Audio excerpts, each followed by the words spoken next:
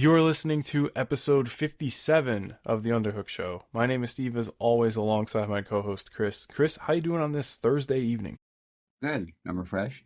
Hence why we're doing this today, not yesterday. I was exhausted, but I'm ready to talk a good episode and a week of pro wrestling with you as always, man. Yep, I look forward to it. Let's make this one count, because a little housekeeping here, as I've alluded to in weeks past. We will be taking a bit of a break after this week. Unfortunate timing with the build up to All In, but I have to get some things taken out of my jaw, and I won't be able to talk into a microphone until I'm fully healed. So at the very least, we will be off next week, and then we will be going from there. But I think, there shouldn't be a scenario where we miss All In. I want to be back before then, but keep in touch with us through our socials and what have you, and we will keep you posted. But at the very least, we'll be off next week. I think before we get into ongoing pro wrestling discussion, quick sky point to Dory Funk Jr., who we lost over the past couple of days. One of the greatest to ever do it, now reunited with his younger brother. Yeah, space. I forgot that he passed away. That was Saturday, right? Friday. No, it was like a couple days ago. I think Monday or Tuesday. Crazy, but yes, Sky Point, my cousin, I guess, by marriage. But yeah, man, it's sad. But I mean, they're reunited now. They're up there, throwing down in heaven or wherever you believe in. Absolutely, yeah. The thing with the Funks is, I may have mentioned this about Terry, but I think it applies to Dory even more so. We don't even have tape of their physical peak. I think the vault dropped today, him winning the 10 pounds of gold all the way back in 1969. So I will be checking out that footage. I would say, if you haven't seen any Dory, check out some of his tag stuff with Terry and All Japan, or maybe some of the stuff in JWA that you could access pretty easily. Truly one of the all-time greats, does not get his due, and may he rest in peace. Moving on to our show. A bit of an eventful week, considering, well, I guess we could start with Saturday. They debuted the Machine Guns on Collision.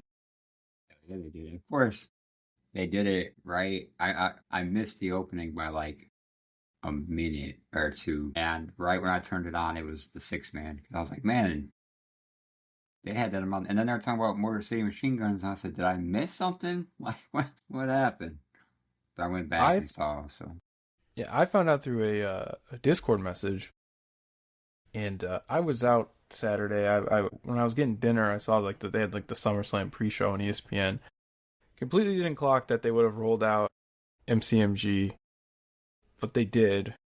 And actually, Collision might have actually been on a Thursday that week. Yeah, but Collision was the day after. Excuse me. Yeah, that's right. Still, the fact is, I did not have it on. Did not expect it.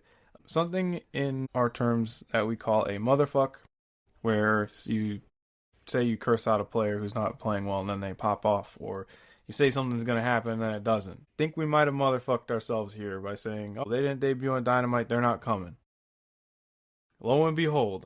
And then looks like they're getting involved with some Bang Bang Gang, so kind of makes sense there. Guns, gang, I'm interested. I'm hoping they are not specific to Collision. Yeah, I don't think they will be. I think that they probably weren't going to debut in Mexico. And do you know if you have to get a new visa if you get a new job? Because if that has something to do with it, that probably is the reason, But I will keep an eye on what they're doing. Hopefully they'll be on the big show. But I'm just happy they're in a place where they'll be used. You know what I mean? Yeah. Speed. Right. The only time Alex Shelley versus Chad Gable happened was on Speed. Speaking of WWE, did you watch SummerSlam? Watched night 2 fully. I didn't. I watched night 1 in parts. What I wanted to see was just the main event, really. But yeah, night 2 was. I will say, unbiased. It was. I liked it. I enjoyed what I seen from an unbiased standpoint of not knowing what's going on. But there is problems still. That all the ads irritate me. Which I gotta understand, this is a TV company, not a wrestling company. But after Chad Gable won the Intercontinental title, there was a mug root beer on the apron. So Hell yeah. there was that. But no, it wasn't bad though. I mean, Kevin Owens coming back popped me. That got me good because I Yeah, didn't think happy he. happy to see him not only healthy but back at it fully.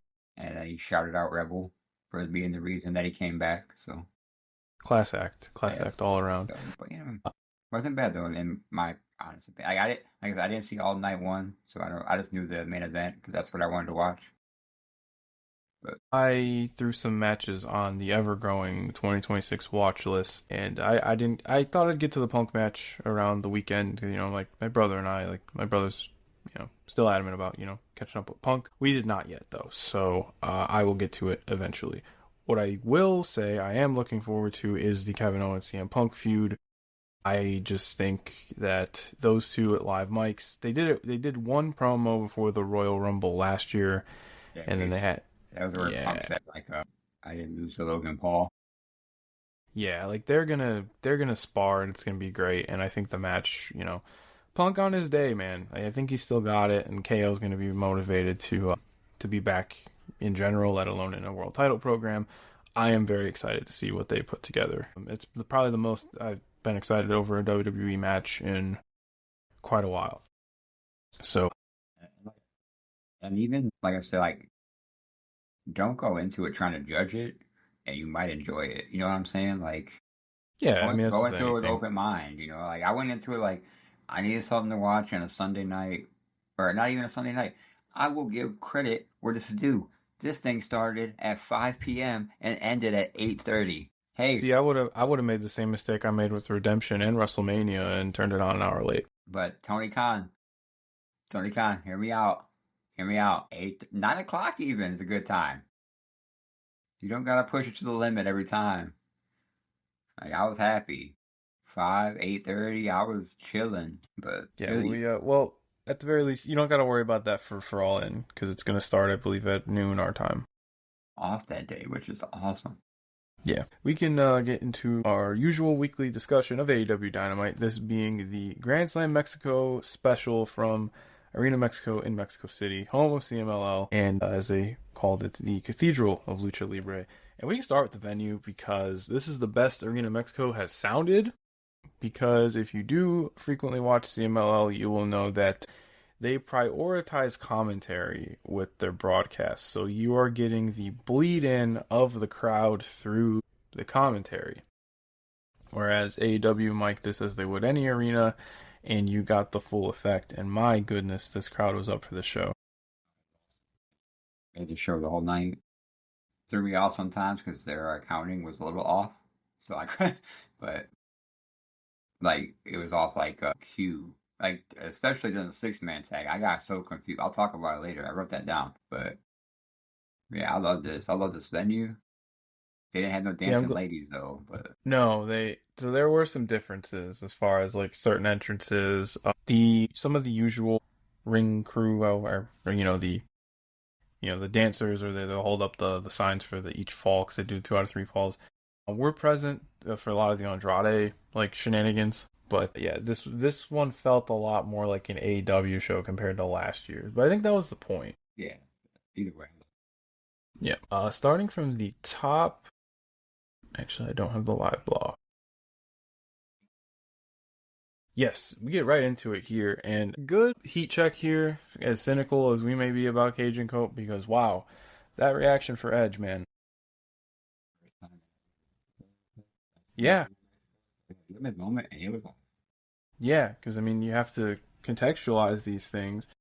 I want to say Christian would have worked there before, or possibly even last year, but like Edge being, for lack of better terms, a WWE lifer, they weren't working Arena Mexico.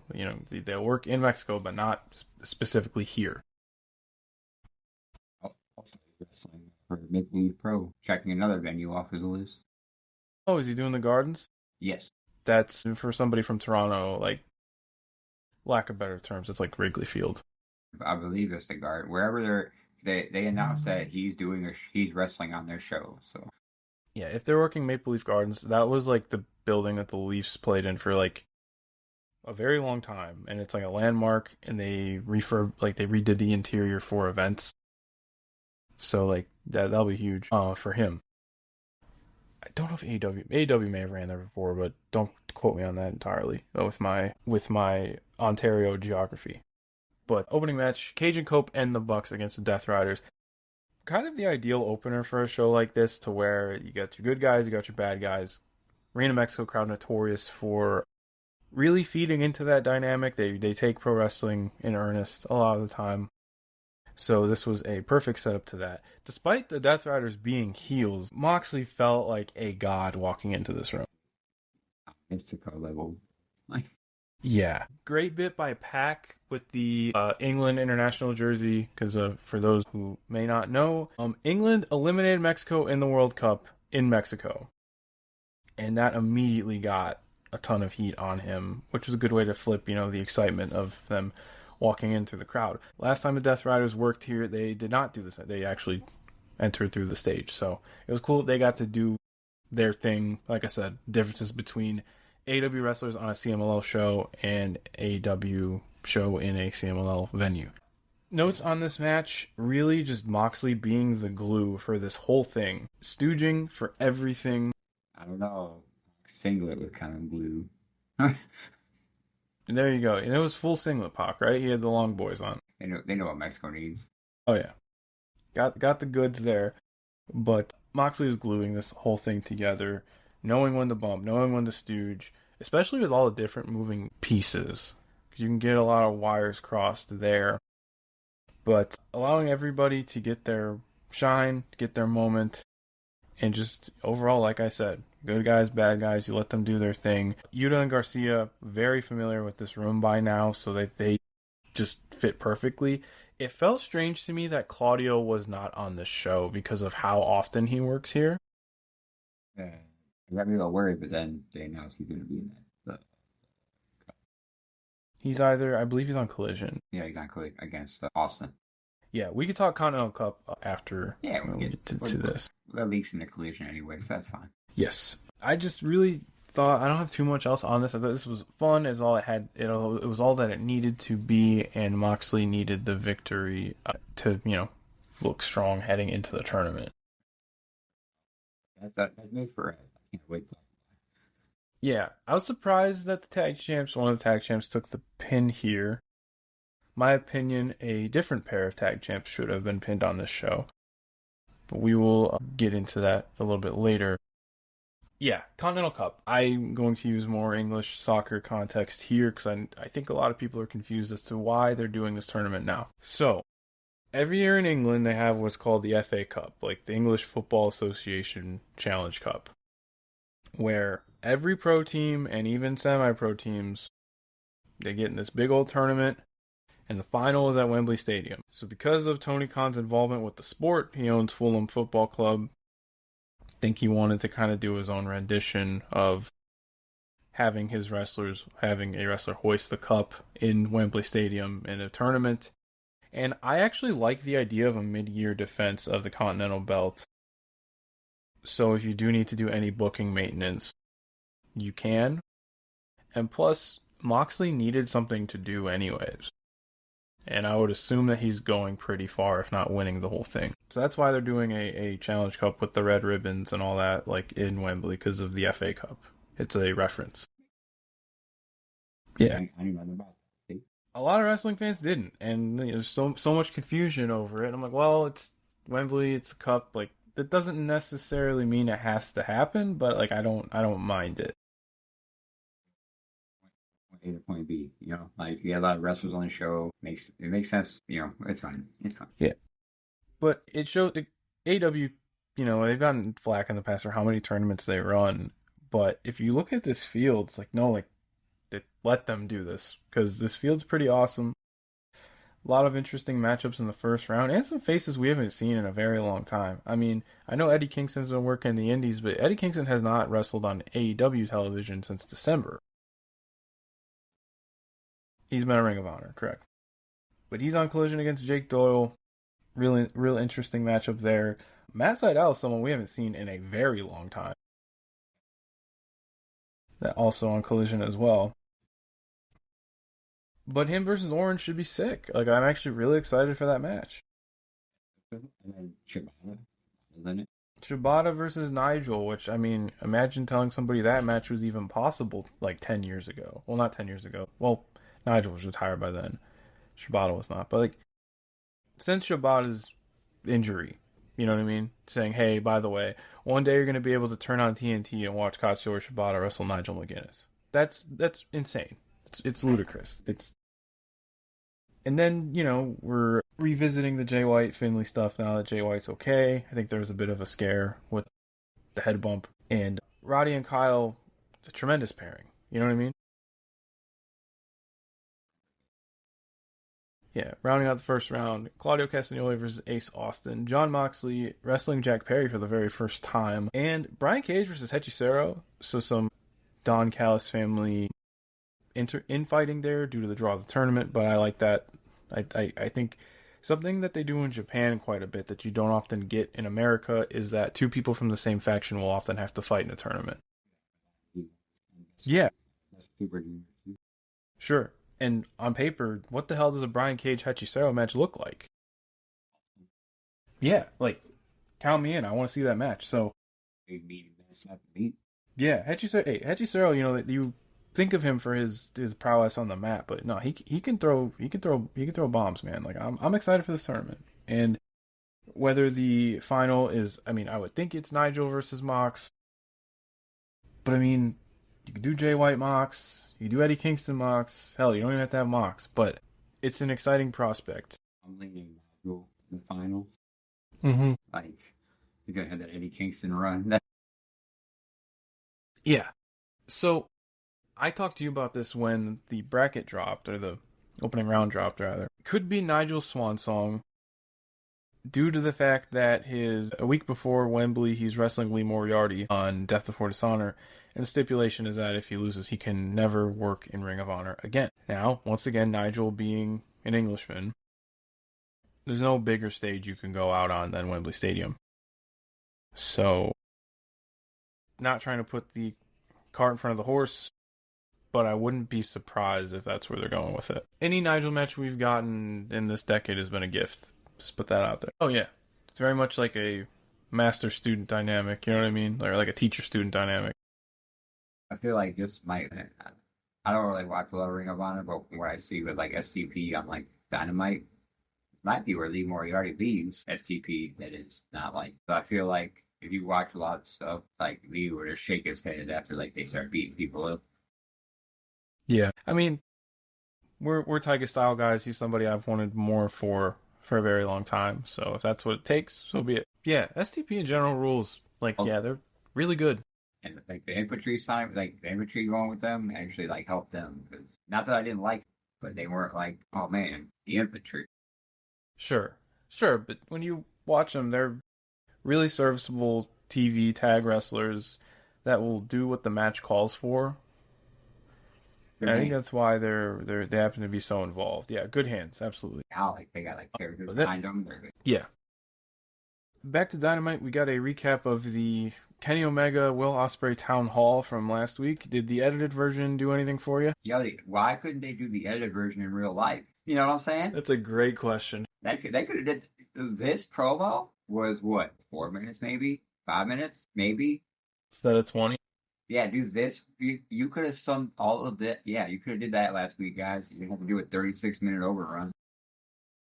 Yeah, that was rough. And still kind of up in the air as far as the direction of things, as we'll talk about real shortly here. Andrade El Idolo versus Commander versus Tommaso Ciampa. Winner gets the first seed in the Casino Gauntlet. Ciampa and Andrade, both two names that you'd want in a Casino Gauntlet, especially because, we weren't sure where MJF is at with his health until after this match. Cool to see Commander get the Arena Mexico spot, which he's been working at CMLL quite a bit this year as well. But the reality was he was here to take the pin.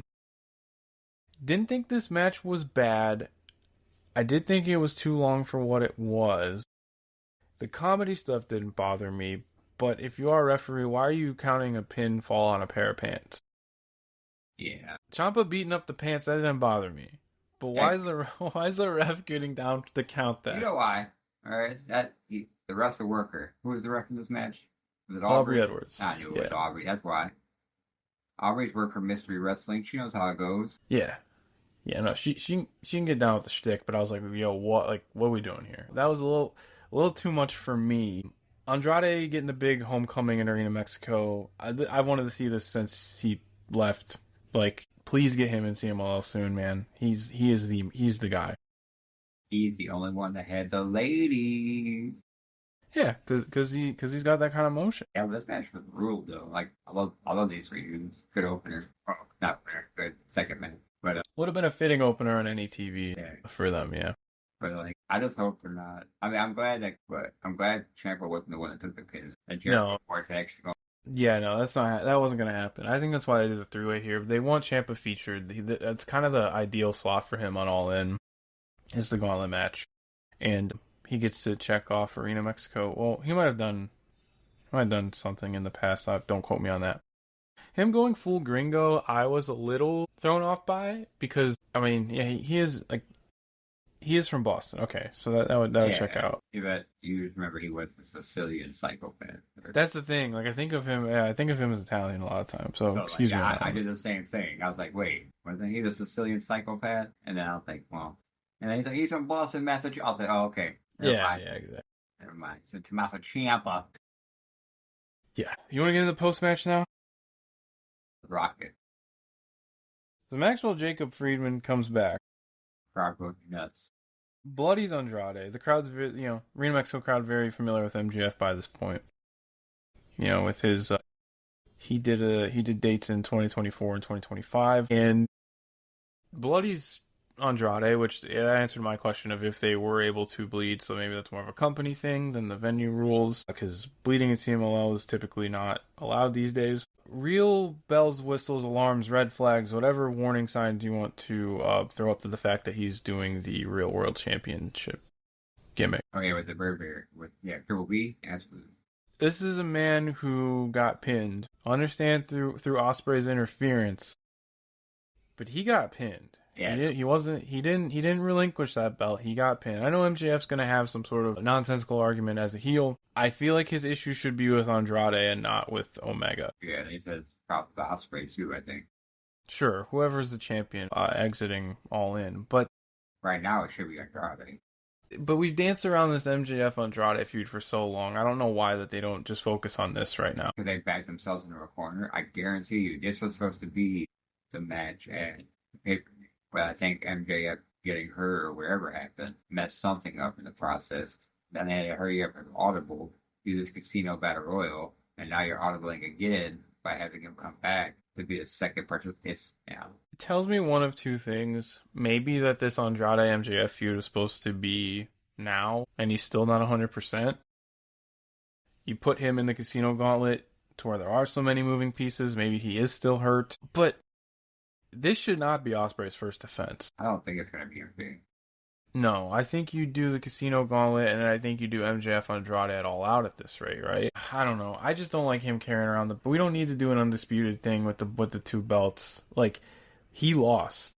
That's like. But there's no stick there, no gimmick there. He lost.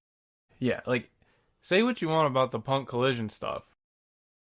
He didn't lose that belt. He at least had an argument. Hey.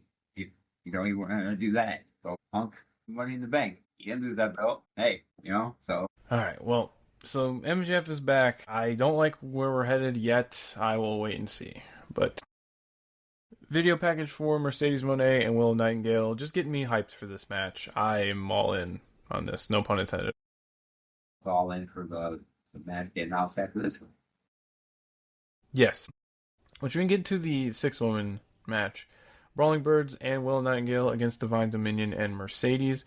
This was a lot of fun. I think that it's one of those ideal where everybody pairs up nicely. Willow and Mercedes obviously have tremendous chemistry, but the whole time during this match I was thinking in my head, I would love to see Mercedes and Hayter again. I mean, not far off. Yeah. Their double or nothing match was awesome. This match reminded me of how well they worked together here. So what I was saying about the tag champs, I knew where we were headed with this. Divine Dominion have been ducking the Brawling Birds for a while. I figured one of them would have taken the pinfall to give them the right to challenge at Wembley. but it just seemed that they just needed the win to get there. So it's a nitpick, but I would have thought that Hayter or Windsor would have picked up the pinfall on Cross or Bane. That's always a wrestling trope. Because listen, hear me out. I know this is Mercedes' moment, but if Willow wins, it doesn't really like break Mercedes. You know what I'm saying? No, if anything, it still gives her something to chase. Is there something to chase at the next pay-per-view in Chicago? And I won't mind a rematch in person. There's all kind of things you could do, but we always said, we don't want Willow being a transitional champion. Some other champions. Yeah, well, that's probably why I was checked out by the end of the show. Well, again, stick a pin in that for now. Grenade. Yeah, dude, what the... Again, I'll get in my soapbox about that later. I do like the fact that Willow beat Mercedes with one of the finish of their prior match. It's clever. It shows that Willow's kind of still has Mercedes' number, like nobody has in AEW since she signed. So I like what they're doing here with this. It does make me a little bit nervous that Mercedes might just win outright, but I love the fact of Mercedes kind of being, like the face of the division, but just that one hill that she can't get over. Yeah, that's kind of like where I'm at right now. So like, either way, this is one of the matches I'm hyped for the most on the pay-per-view. Same, 100%. Like the story is around it. Like I said, either way, Willow wins. It's awesome. But I'm praying Willow is not that. No, especially with all the goodwill around her. I think she deserves a reign, and like I keep saying, don't make the same mistake with this run that you did with Stat, and to a certain degree, Tekla. But you got a chance to get it right. You have an incredibly strong first defense with Mercedes, and then, there's not a shortage of heels in the division. If anything, they had a babyface issue, and now you have the belt on the babyface. The babyface. Yeah. And listen to the promo she cut the night after, where she couldn't even talk, Yeah. Brawling Birds Divine Dominion, I think we showed in this match they could work well enough together, and those tag belts need something. So, a match on the big show, given the English ladies this spot, I think it'll be cool. Speedball Mike Bailey challenging Kyle Fletcher for the International Championship. Question was if they could rekindle the magic that they've had in their prior matches. I would say they got pretty close. I don't know if I would have taken this over the tournament match. I think the crowd helped it more than the tournament match, but I feel like the tournament match was better in my eyes. The crowd was better in this one. Oh, yeah. They were just losing their minds. That long dart into the barricade looked disgusting. Yes. And I think they could have done more with that as far as how it affected the rest of the match. But I'm not mad at this by any means. I think these two do work very well. I think now that we have enough evidence, I'm still blown away with the progress Kyle Fletcher's made. I just think that he needs some editing in his title matches. I said the Bandito match, maybe 5 minutes too long. We could have been on something truly great. I feel the same way about this one too. Not bad by any means. Like I said, these two clearly have magic together. I wish it was just a little bit more tight, a little bit more concise, but the only thing bad I have to say about this match, outside of the runtime, I don't like that they used the Ultimate Weapon for a near fall. Yeah, I hate that every time. Because he protected that move, he didn't bust it out forever. And then now this. And I feel like AEW's done a really good job of protecting it. Yeah, because he hasn't used it much, right? No, and when he does, it's like his kill shot. Yeah, but this match is good. Yeah, no, really good match. These two just go nuts every single time. Missing one thing though.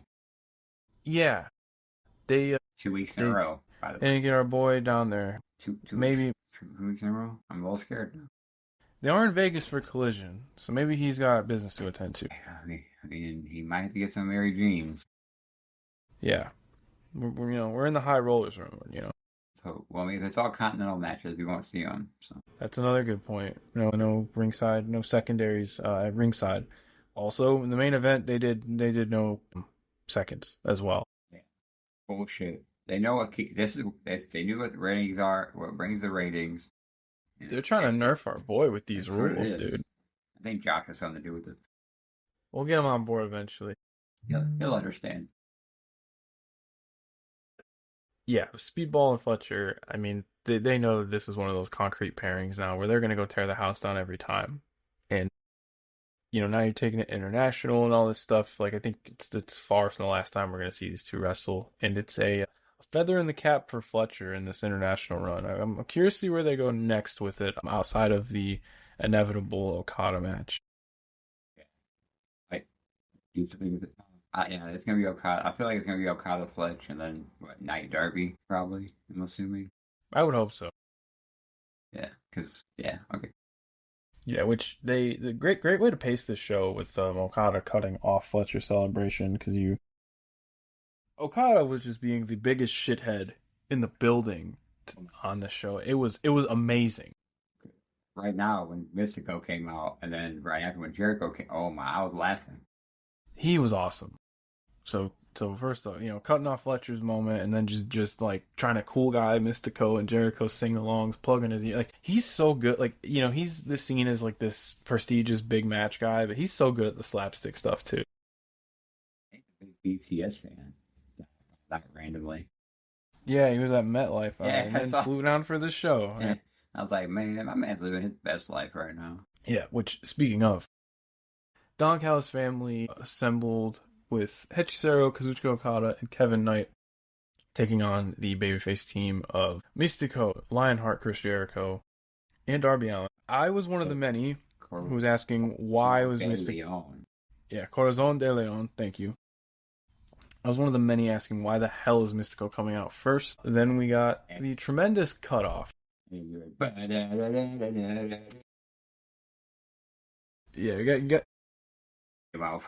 yeah, I mean, hey, I'm never going to deny Jericho trying to big league anybody, but he's still respected south of the border. Mystico doing the half Mystico, half Darby mask was amazing, and Darby coming out last to get the match started with another just absolutely ridiculous Kevin Knight cutoff. Yeah, this is my favorite part of the night, I think. This is my match of the night. My man said, yeah, I ain't got time for this. And fuck you and your skateboard. And Air Jordan over this top rope. Yeah, flying clothesline while Darby's on the skateboard and then throws him crotch first onto the barricade. I need another match, bro. I need a stepped up something. Like, I'm so into this feud.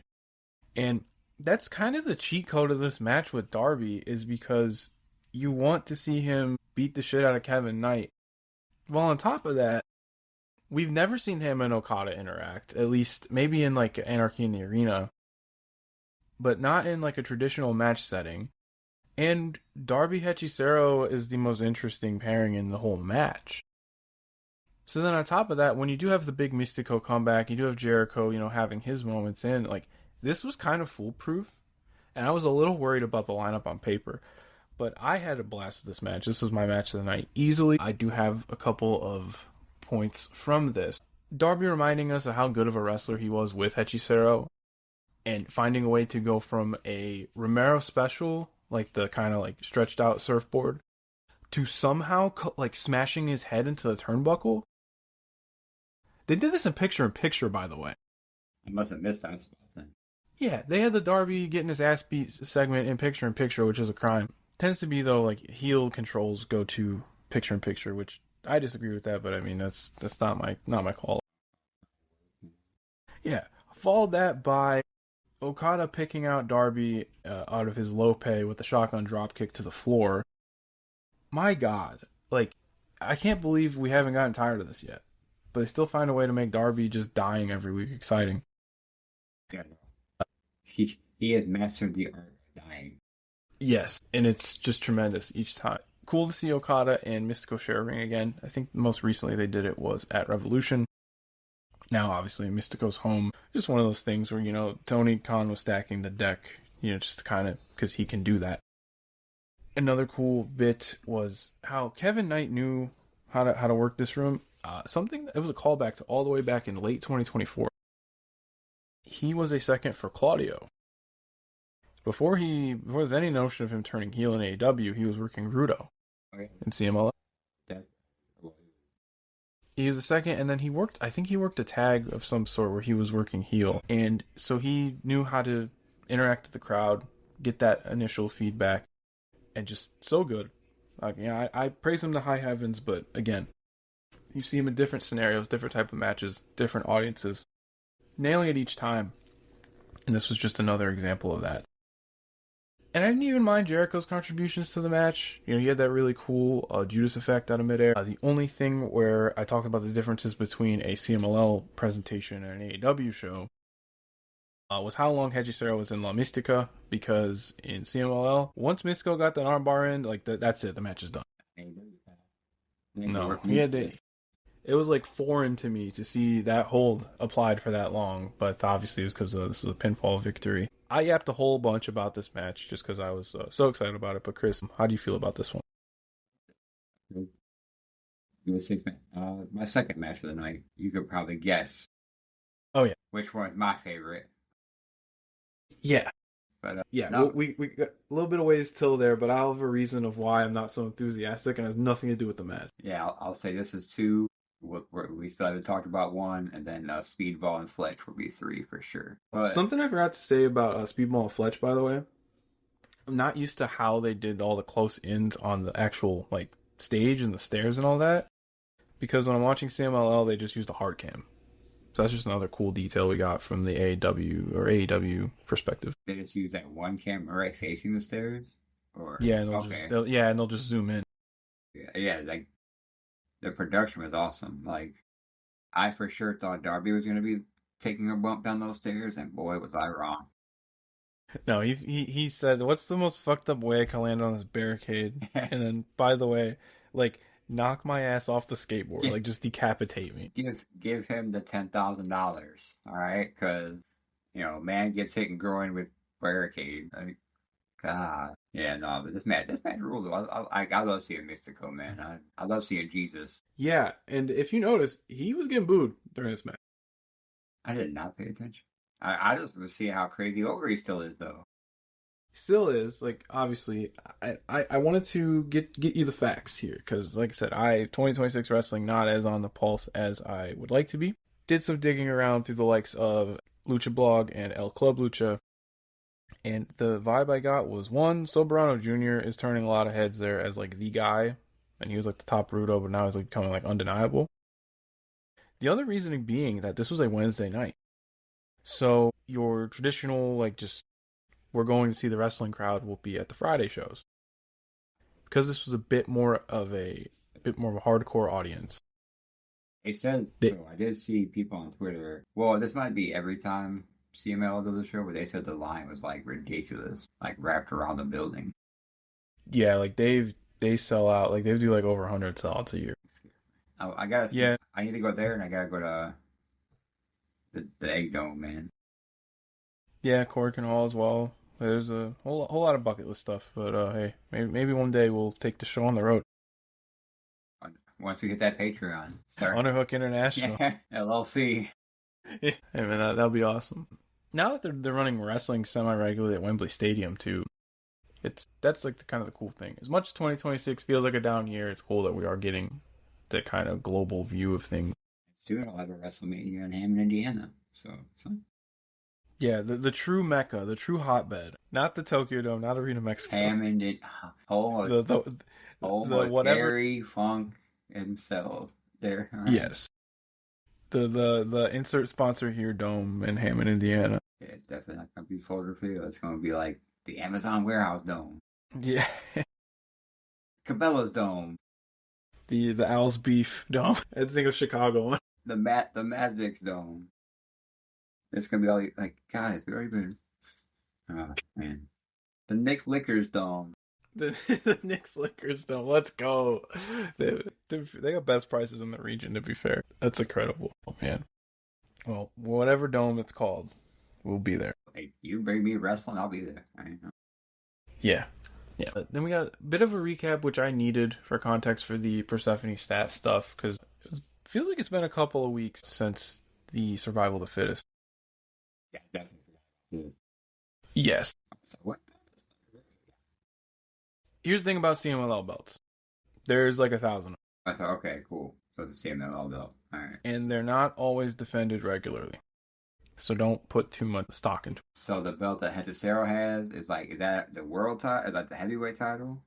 Yes, Okay. he took that off of Claudio, Okay. and they do weight classes.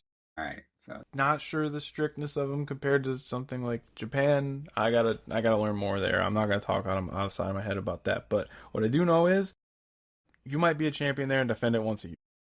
oh yeah, it's my kind of champ. Give me that belt. Yeah, it's my kind of schedule. Yeah, give me that belt. How do I get that? Yeah. Persephone stat though, I liked a great deal of this. I think it got a little messy at the end, but two kind of mirror wrestlers as far as like kind of the powerhouses of their division. Like the whole lot of the actual work. I want to see more Persephone in general. I have to do, when I'm doing my 2026 catch up, I'm going to be on the lookout for her stuff in Mexico. And I still feel like AEW can get the best out of her. Like, I don't think we've seen the best of Persephone on Dynamite. I think this is as close as we've got. I mean, they're trying something. They're trying.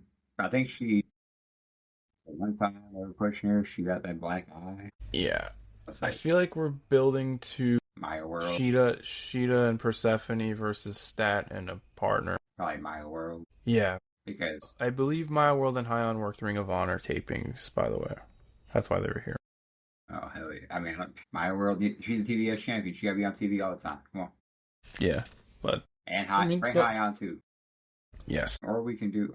but I think this was the step on a path. Like this wasn't we're heading somewhere with this. But it's just nice to see Stat having something to do. Like the Sheeta stuff wasn't necessarily clicking for me entirely. Between like the fake team that we knew wasn't going to be a team, and then just want more for Stat. I went back to her old music though. I was happy to hear that. Stop it! Stop doing that. Yeah, but she went back to her music she won like when she was TBS champion, like 2023, 24. You know what she needs to go back to? Stokely Hathaway being her manager. All right. Yeah. Wow, man. We I know FTR is kind of on a break, but I miss Stoke. I miss Stoke. Yeah. Dog so much. I'm talking into existence. So if I talk into existence, it'll show up somewhere. Get him that Wembley paycheck, dude. Let's go. Great, something. Get him in the Casino Gauntlet match. Fuck it. You don't need to build them versus the machine guns. Give it to me. Be sick or Tomohiro Ishii versus Stoke 1v1. Is he hurt? I think he's. Yeah, I think so. Do you remember the pre-show Wembley match they did? Yeah. That's so awesome. I love that. I love Big Stoke. Yeah. We miss Stoke. Bring back Stoke. So, you raggedy bitch. Recap of the Will Ospreay Mark Davis feud. This was, I believe, their third singles match this year that would main event the show. Not quite there yet. I will say, though, something that didn't make sense is the whole no yes, but real quick. No disqualification, but no interference. I get what they're doing. I think you could put it in a contract of like, anybody, if you get involved, you're fired or whatever. But I'm like, what? I mean, there's no disqualification. Doesn't that mean anything goes? That's me just looking too far into it. But we'll talk about that match when we get to it. But nothing against Adam Page. Well, I mean, on TV, Adam Page, Bandito, and Brody King, and Kemalito, which they got Kemalito. That should have told me that they're gonna win because we love Kemalito and Kemalito. How come? Yeah, I have a question. How come my man didn't toss him? Lawn dart this man. Hey, he still got beat up. I need Toa Leona to yeet him into the crowd. Yeah, let's talk about it. Why the hell did the man lose this match? And in turn, for context, lose their trios titles. We just got the Gates of Agony belts.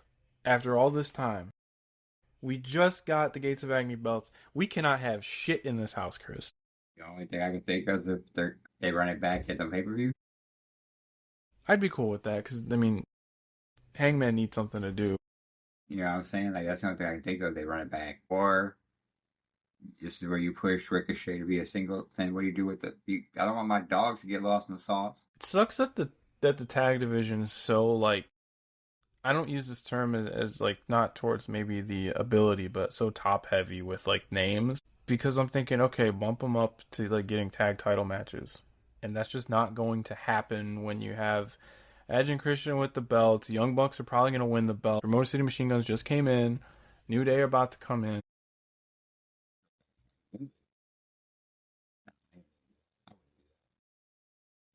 They might.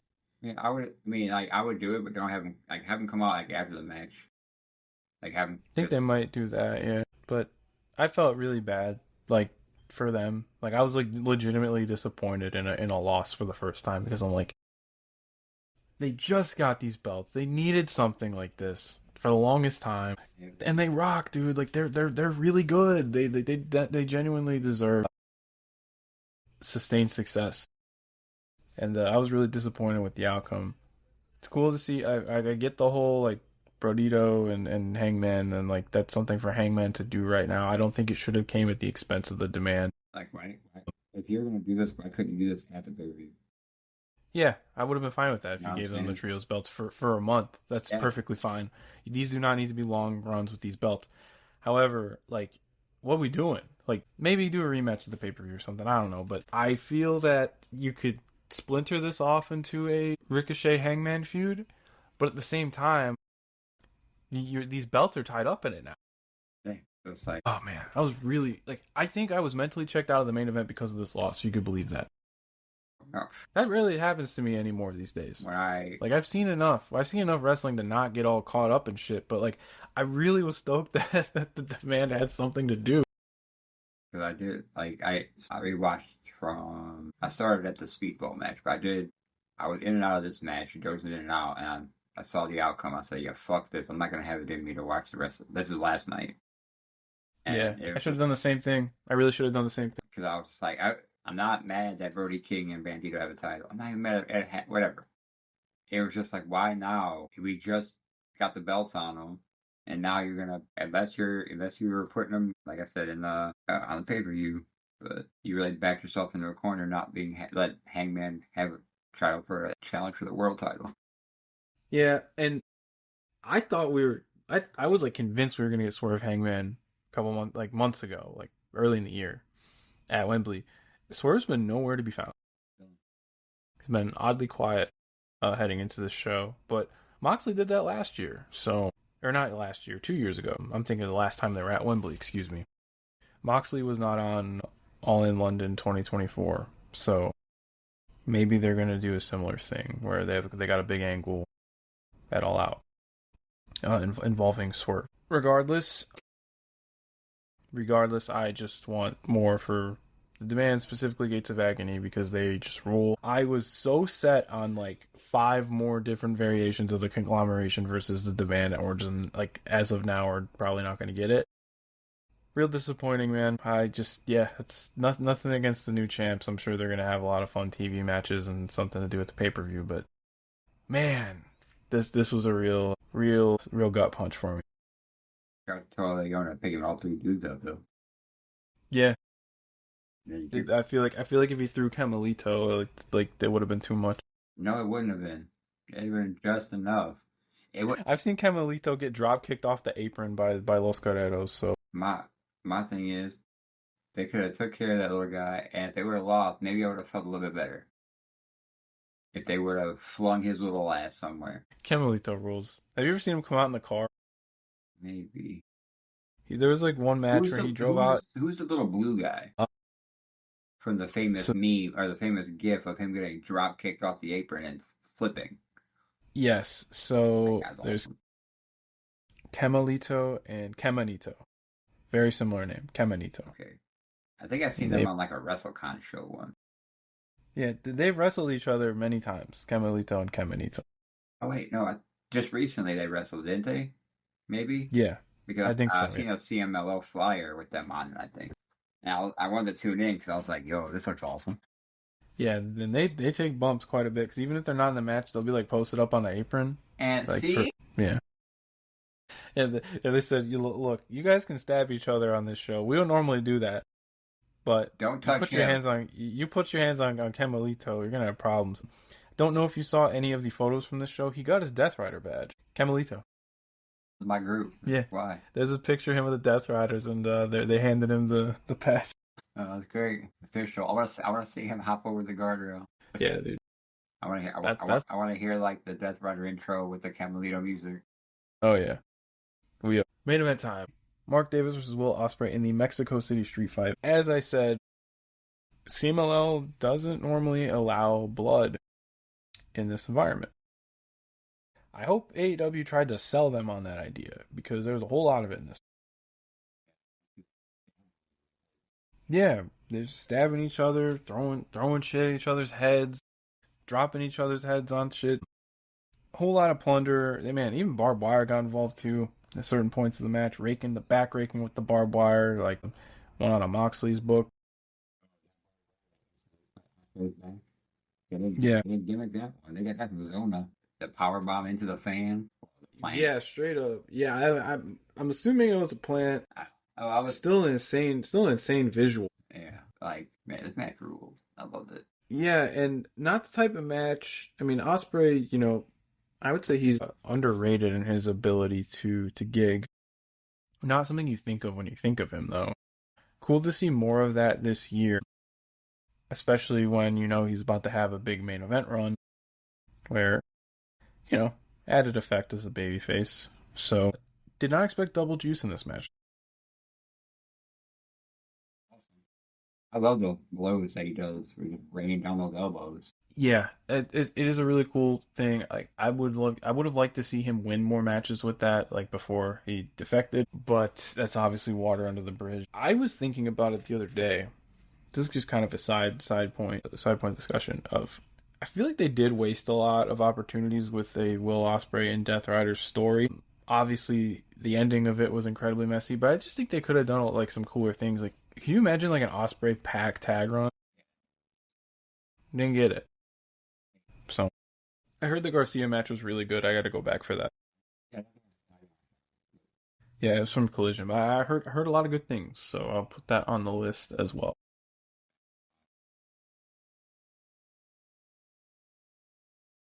Yeah, but Ospreay wins this one with the hidden blade to send us off of the air.